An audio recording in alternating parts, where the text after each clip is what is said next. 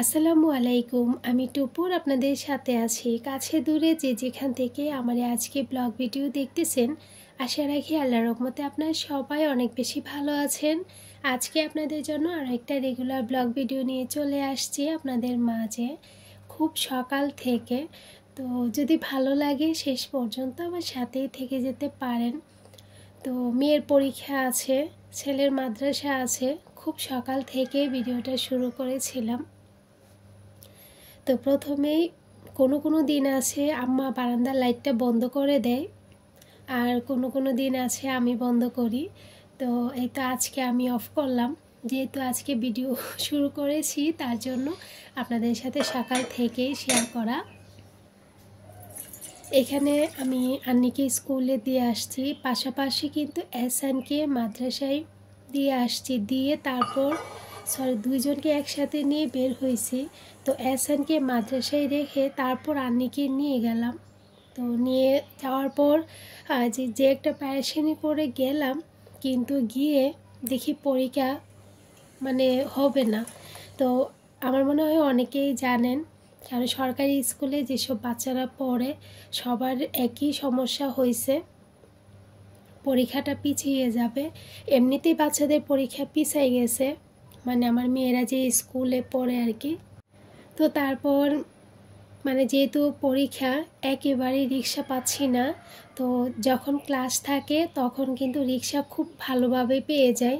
তো এখন একেবারেই রিক্সা পাই নাই, আপনাদেরকে বোঝাতে পারবো না আমি কি হেঁটে গেলাম নাকি দৌড়াইয়ে গেলাম।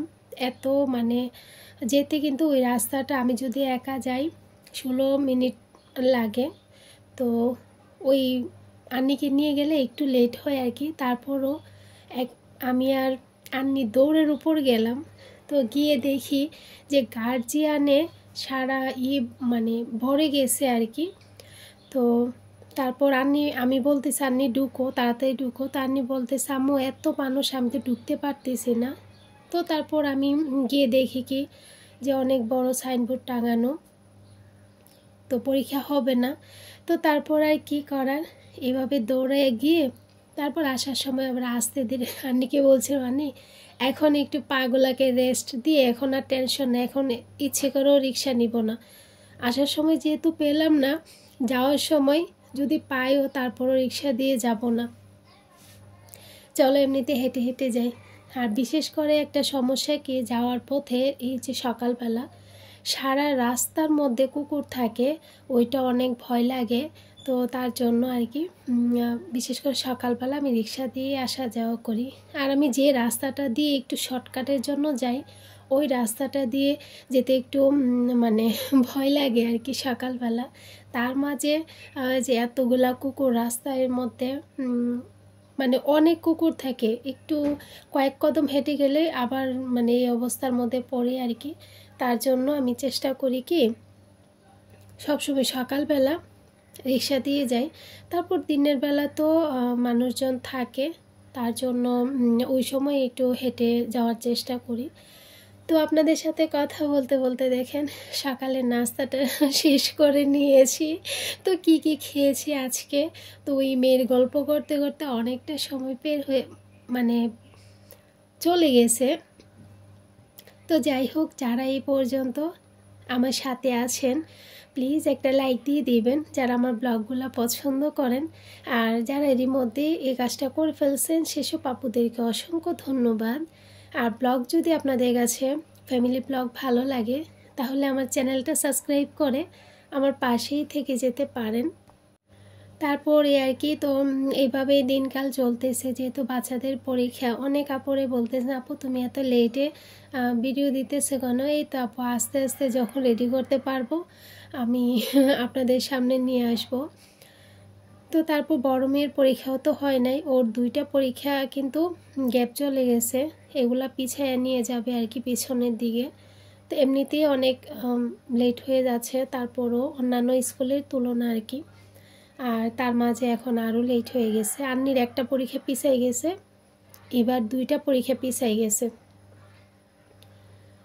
তো যেহেতু ব্লগটা রেডি করেছি, আপুরা অনেক কমেন্ট করতেছেন যে আপু এত লেটে কেন ভিডিও দিতেছো। এই তো আপু ফাঁকে ফাঁকে যখন পারি তখন আপনাদের জন্য শেয়ার করার চেষ্টা করি। তো এখানে দেখেন আমি ক্যাবিনেটের একটা পাশ একটু গুছিয়ে নিয়েছি, দেখলাম যে একটু ময়লা পড়ে আছে। তো তারপর রুমটাও একটু গুছিয়ে নিব, বিছানাটা। আচ্ছা, গত ভিডিওর মধ্যে অনেক আপুরা অনেক সুন্দর সুন্দর কমেন্ট করেছেন, তো সেসব আপুদের থেকে কিছু কমেন্ট আমি পড়ে নিয়েছি। সেলিম রুমেল, তারপর শাহজালাল, শান্তা সরকার, এমডি রেদওয়ান, সুখ পাখি, তারপর সুচি ব্লগস, রুকসানার লাইফস্টাইল ব্লগ, নাচনিন রান্নাঘর, তারপর মিমিস লাইফস্টাইল, জান্নাত লাইফস্টাইল অ্যান্ড আর্ট, তারপর মোসাম্মত লিপি, তারপর মুক্তাহার আছে, তারপর থ্রি সিস্টার, টুনাটুনির সংসার, Sharmin's kitchen, Bangladeshi blogger moms Sabina, তারপর মিশু, মুনিরা ব্লগ। তো যতটুকু পারলাম আপনাদের কমেন্টগুলো তুলে ধরার চেষ্টা করলাম। তো সবাই আমাদের জন্য দোয়া রাখবেন, আপনাদের জন্য মন থেকে অনেক দোয়া এবং ভালোবাসা। আপনারা এত সুন্দর সুন্দর কমেন্ট করেছেন আমাকে। তো আমি আমার ঘরের সাধারণ কাজকর্মগুলোই আপনাদের সাথে শেয়ার করি। আর এই যে আপনাদের সাথে কথা বলতে বলতে এই রুমটা গুছিয়ে নিয়েছি। আর একটা ভিডিওর মধ্যে আর কতটুকু শেয়ার করা বলেন, সব কিছু মিলিয়ে ঝিলিয়ে যতটুকু পারি চেষ্টা করি আপনাদের সাথে শেয়ার করার জন্য। তো বিছানা গোছানো হয়ে গেছে, এই রুমের 2-1টা ফার্নিচারও আমি মুছে নিয়েছি। পাশাপাশি কিন্তু অন্যান্য রুমের ফার্নিচারগুলোও মুছে নিব, কারণ পাশের রুমে এই বাবার ঘুমিয়ে আছে, তার জন্য ওই রুমে আর যাচ্ছি না। ওই রুমেরও চাদরটা ওঠাতে হবে। দেখি আজকে ওঠাবো না, এটা আগে ধুয়ে দিই, যেহেতু শীত মোটামুটি চলে আসছে, কাপড় চোপড় শুকাতেই চায় না। আর দেখতে পেয়েছেন ইভাকে নিয়ে বের হয়ে যাব, ইভামনিও রেডি হয়ে গেছে, সকালে খাবার দাবার শেষ হয়ে গেছে। আর শীতের সকালে দেখবেন আমরা যে ঠান্ডা ভাত ভাজি করে খেয়ে থাকি, তো বাসি ভাত আর কি, আগের দিনের ভাত। তো সেটা তো দেখেছেন আমরা কি খেয়েছি। আর এদিকে ইভামনি বলতেছে আম্মু তাড়াতাড়ি চলো। তো আমি যে এদিকে ওর পছন্দের একটা খাবার রেডি করে নিয়ে যাচ্ছি, রেখে যাচ্ছি আর কি। তো সেটা হচ্ছে সয়াবিন। তো সয়াবিনটা অনেকে সয়া বড়ি বলে। তো সেটা ও এত বেশি পছন্দ করে, স্কুল থেকে এসে কিন্তু অনেক খুশি হবে যে আম্মু এটা রান্না করছে। তো শুধু সয়াবিনই মানে আজকে ভুনা করব আর কি, ভুনা, হ্যাঁ কষা আর কি, কষা আর ভুনা তো একই। তো সেটা করব। আর কিছু শাক ছিল, ওগুলাও আমি বেছে নিয়েছি। তো এই কাজটা কিন্তু ইভাকে দিয়ে এসে তারপর করতেছি, কিছু করার নাই। যখন বাচ্চারা স্কুল প্রাইভেটে পড়ে এইভাবেই, যেদিন ওদের স্কুল প্রাইভেট সব কিছু থাকে এভাবেই আমার মানে ব্লগটা করতে হয়, কিছু করার নাই। তো ইভাকে দিয়ে আসছি, আন্নিকে নিয়ে আসছি। আন্নিকে বললাম যে আন্নি তুমি খাবারটা খেয়ে আমাকে ধনিয়া পাতা কাঁচামরিচগুলো একটু বেছে দাও। তো তারপর ও বসছে বেছে দেওয়ার জন্য। আর পাশে কিন্তু এহসানও বসে আছে। তো এদিকে আমি শাকটাকে চুলার মধ্যে বসিয়ে দিলাম। তো আস্তে আস্তে হতে থাক, একটু পর কিন্তু গ্যাস চলে যাবে বলতে কি এক চুলা দিয়ে একটু একটু করে আসবে আর কি। তো তার জন্য শাকটা আগে কেটে আমি বসিয়ে দিলাম।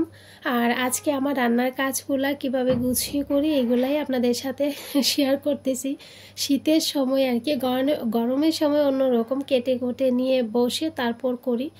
আর এখন যেহেতু শীত, একদিক দিয়ে কেটে কুটে বসে আরেক দিক দিয়ে যে হয়ে মানে এগিয়ে নেওয়ার চেষ্টা করি আর কি। এখানে আমি পাবদা মাছগুলাকে ভালোভাবে ধুয়ে লবণ আর মরিচের গুঁড়া, হলুদের গুঁড়া, একটুখানি সরিষার তেল দিলাম। দেখবেন পাবদা মাছ, বোয়াল মাছ, পাঙাশ মাছ এগুলো বেশি ছিটকায়। তো মরিচের গুঁড়া আর সরিষার তেল দিয়ে মাখিয়ে একটু নিলে ছিটকায় না আর কি, ছিটকালেও খুবই কম, সামান্য আর কি। তো এই টিপসটা ফলো করে দেখতে পারেন। এদিকে লাল শাকটা কিন্তু প্রায় সিদ্ধ হয়ে গেছে, এখন আর একটুখানি পানিটা শুকিয়ে নিলেই হবে।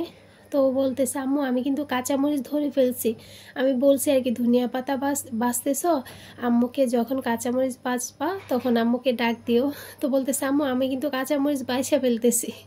তো তারপর একটুখানি ক্লিপ নিয়ে আসলাম আর কি। আর ওদিকে হচ্ছে আমি শাকটাকে বাগার দিয়ে নিব। তো অনেকে আছে শাকের সাথে পেঁয়াজ কাঁচামরিচ রসুন সব কিছু দিয়ে ইয়ে করে, তো আমি এভাবেই করি যে শাকটাকে আগে মজিয়ে নিই, তারপর বেশি করে রসুন দেই, পেঁয়াজ কাঁচামরিচ শুকনো মরিচ দিয়ে ভেজে তারপর শাকটাকে আমি বাগার দিয়ে নিই। তো এই তো একটুখানি ভেজে তারপর এদিকে আমি শাক দিয়ে দিলাম আর লবণ দিয়ে দিলাম স্বাদ মতো, দিয়ে আমি ভেজে ভালোভাবে উঠিয়ে নিব। আচ্ছা, একজন আপু না আমাকে বলছেন আপু এটা কি আপনাদের নিজেদের বাসা নাকি ভাড়া বাসা? কি বলবো আপনাদেরকে, অনেকবার বলছি আপনাদেরকে, তারপরেও হয়তো বা আপু শুনে নেয় বা আপু আমার নতুন হতে পারে আমার চ্যানেলে। তো এটা হচ্ছে আমাদের নিজেদের বাসা। আপনারা আমাকে কত কমেন্ট করেন, তো অনেক পচা পচা কমেন্ট কিন্তু করতেন, তো যারা পছন্দ করেন তারা কিন্তু করতেন না।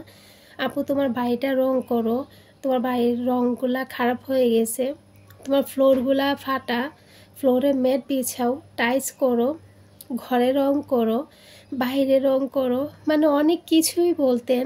তোমার ঘরে বেসিন নাই কেন? তো কিছু বলার নাই। তারপর আমি কিন্তু আমার যতটুকু আছে সেটা দিয়ে আমি ভিডিও করেছি, আর আপনারা অনেক বেশি পছন্দ করেছেন, আমারকে ভালোবাসা দিয়েছেন। আপনাদেরকে কি বলবো, ভালোবাসা ছাড়া আমার কোনো কিছু দেওয়ার নাই। তো এই আর কি। তো যদি ভাড়া বাসা হতো কখন মানে বাসাটা চেঞ্জ করে মানে আরও মানে দেখে যেতাম আর কি, মানে আরও একটু পর্যায়ে। তো যেহেতু নিজেদের বাসা ভাঙা হলেও এখানেই থাকতে হবে, এটা তারপরও আল্লাহ যে আমাদেরকে একটা থাকার জায়গা দিয়েছেন, এটাই আলহামদুলিল্লাহ আল্লাহর কাছে লাখো কোটি শুকরিয়া। যে মানে বা মানে ভাড়া থাকলে তো বাসা বিশ্রাইতে হইতো, তো ওইটা যে করতে হয় না। তো যাই হোক, সবাই আমাদের জন্য দোয়া রাখবেন। যেমনই হোক নিজের ঘর তো নিজের ঘরই হয়, তো সবাই দোয়া রাখবেন আমাদের জন্য। আমাদের নিজেদের বাড়ি এটা, বাসা না বাড়ি। তো যাই হোক আলহামদুলিল্লাহ সব কিছুর জন্য। এদিকে ওই যে সয়াবিনগুলো আমি ভিজিয়ে রেখে গিয়েছিলাম, এগুলোর মধ্যে কিন্তু প্রচুর বালি থাকে। প্যাকেটগুলো এখনও আমার খাওয়া হয় নাই, যেটা সত্যি কথা। যেগুলো খোলা বিক্রি করা হয় ওগুলাই আমি নিয়ে মানে যতবার খাওয়া হয়েছে ওইগুলাই নিয়ে আসছি, কিন্তু তবে এগুলোর মধ্যে প্রচুর বালি, মানে প্রচুর ধুলা থাকে। তো এগুলাকে আমি ভালোভাবে মানে ধুয়ে নিই, বারবার করে ধুয়ে নিই। তো মানে গরম পানি দিয়ে ভিজিয়ে রাখলে এগুলো অনেক বেশি মানে সুন্দর মতো মানে পরিষ্কার হয়। তো যাই হোক আমি ওই দিকে সয়াবিনগুলো ধুয়ে নিয়েছি, এদিকে আমার শাক রান্না হয়ে গিয়েছে, আর এদিকে পাবদা মাছও হয়ে গেছে। আমি ধনিয়া পাতা আর কাঁচামরিচ দিয়ে দিলাম, আর এদিকে হচ্ছে মানে মাছটা হয়ে গেছে, এখন আমি উঠিয়ে নিব। আর একেবারে আমি সার্ভ করে নেওয়ার চেষ্টা করতেছি, কারণ সাথে সাথে এই প্যান হয়তো বা একই প্যানের মধ্যে দুইটা রান্না করতেছি, মানে একেবারে আমার ধোয়া হয়ে যেতেছে, অনেকগুলো আর হচ্ছে না এ আর কি। তো এখানে পাবদা মাছটাও রেখে দিচ্ছি, শাকও হয়ে গেছে, আবার কিন্তু ইভামনিকে আনতে যেতে হবে। তো এটাই হচ্ছে ব্যস্ত মাদের লাইফস্টাইল আর কি। এদিকে আমি আবারও তেল দিয়ে দিলাম, পেঁয়াজ দিলাম, টমেটো দিলাম, লবণ দিলাম। এখন পেঁয়াজ আর টমেটোটা যতক্ষণ পর্যন্ত নরম না হবে ততক্ষণ পর্যন্ত আমি ভেজে নিলাম। নেওয়ার পর আদা বাটা, রসুন বাটা, হলুদের গুঁড়া, মরিচের গুঁড়া, ধনিয়া জিরার গুঁড়া, গরম মশলার গুঁড়া সব কিছু দিয়ে তারপর অল্প করে একটু পানি দিয়ে মশলাটাকে ভালোভাবে একটু নেড়ে চেড়ে আমি যে একটুখানি ভেজে নিলাম। তারপর ভেজে রাখা সয়াবিনগুলো দিয়ে দিলাম। তো 2 দিন আগেও কিন্তু আমি রান্না করেছি, এবার তো এত খুশি দুপুরবেলায় শেষ। তো এই পরিমাণেই রান্না করেছিলাম। তো ওই দিন করেছিলাম সয়াবিন ফ্রাই, তো আজকে করেছি সয়াবিন ভুনা। তো একবার এক এক রকম করি আর কি। তো এখন অল্প করে একটু পানি দিলাম, দিয়ে আমি মাখা মাখা যে একটা গ্রেভি আছে সেটার মতো করে নেব আর কি। তো লবণটা একটু কম হয়ে গেছে, সেটা আবার দিয়ে দিলাম। বরাবরই আমার তরকারির মধ্যে লবণ কম হয়ে যায়। তো এই বেসনগুলো কিন্তু রোজার বেসন, যেহেতু আমরা ভাঙাই, তো আমাদের বেসনগুলো অনেক ভালো থাকে। তো বেসনগুলো অনেক ভালোই আছে। তো এখন আমি যে বেগুনি একটু ভাজবো, অনেক দিন পর ইচ্ছা হলো একটু বেগুনি ভাজি। তো সাথে একটু বড় বড় টাইপের যে ওগুলাও একটু কেটে নিব, তো একটু ফ্রাই করব আর কি। তো এখানে আলুনি, যেটাকে বলে বেগুনি আর আলুনি, তো এখানে আমি বেসনটাকে মাখিয়ে নিয়েছি। এখানে জাস্ট আমি একটু মরিচের গুঁড়া, হলুদের গুঁড়া, স্বাদ মতো লবণ আর বেকিং পাউডার আর একটুখানি গরম মশলা দিলাম, এতে করে খুবই সুন্দর একটা ফ্লেভার আসে। আর বড় ভিডিওর মধ্যে না মানে ভয়েস দিতে অনেক কষ্ট হয়ে যায়। তো যাই হোক, এখানে যে সব কিছু শেয়ার করতে গেলে একটু ভিডিওটা বড় হয়ে যায়। তো এখানে যে সয়াবিনটা রান্না হয়ে গেছে, এখানে আমি ধনিয়া পাতা আর কাঁচামরিচ দিয়ে দিলাম, দিয়ে একটু নেড়ে চেড়ে ভেজে তারপর আমি সয়াবিনটা উঠিয়ে নিলাম আর কি। তো একেবারেই সার্ভ করে নিচ্ছি। পাশাপাশি হাঁড়ি, পাতিল, ফ্রাই প্যান যাই হচ্ছে ওগুলো আবার আমি ধুয়েও নিচ্ছি। তো আমি একটু সাজুগুজু করে নিচ্ছি আর কি, একটু টমেটো দিয়ে একটু ফুল করে নিয়েছি। আর টমেটোগুলো মানে বেশি লাল না, একটু আধা পাকা এবং কাঁচা মিলিয়ে। তো বেশি লাল হলে না ফুলটা দেখতে বেশি সুন্দর লাগে। তো যাই হোক, যেটা হাতের কাছে ছিল তো সেটাই করে নিয়েছি। আর এদিকে বেগুনিগুলো আমি ভেজে নিচ্ছি। বেগুনটাকে আমি একটু গোল করে কেটে নিয়েছি। তো যার যার ইচ্ছে মতো তো কেটে নেওয়া যায়। তো আমার নামাজ শেষ, আমি এদিকে টেবিলে খাবার রেডি করেছি। তো সব খাবার নিয়ে আসছি, আর ওদিকে আমি খাবারটা দিয়ে তারপর আমি গিয়ে রান্নাঘরটা গুছিয়ে নিব। আর এদিকে দেখেন আমি সব কিছু রেডি করে নিয়েছি। তো আম্মা যেহেতু এই পাশে চেয়ারটাতে বসে সব কিছু জড়ো করে আবার এই পাশে দিয়েছি, ইভানি দুই পাশে বসে আর আম্মা এই যে মাঝখানে বসে। তো যাই হোক, সবাই ভালো থাকবেন, সুস্থ থাকবেন। আজকের মতো এখানেই বিদায় নিচ্ছি। সামনের ব্লগে অবশ্যই আবারও আপনাদের সাথে দেখা হয়ে যাবে। সেই পর্যন্ত আমাদের জন্য দোয়া রাখবেন। আর আপনাদের জন্য মন থেকে অনেক দোয়া এবং ভালোবাসা। আল্লাহ।